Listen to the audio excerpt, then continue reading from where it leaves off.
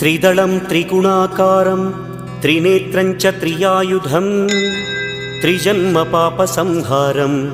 एकबिल्वं शिवार्पणम् त्रिशाखैः बिल्वपत्रैश्च अच्छिद्रैः कोमलैः शुभैः तव पूजां करिष्यामि एकबिल्वं शिवार्पणम् कोटिकन्या महादानं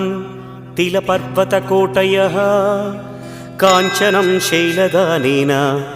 एकबिल्वं शिवार्पणम् काशीक्षेत्रनिवासं च कालभैरवदर्शनं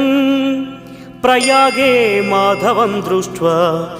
एकबिल्वं शिवार्पणम् इन्दुवारे व्रतं स्थित्वा निराहारो महेश्वर नक्तं हौष्यामि देवेश एकबिल्वं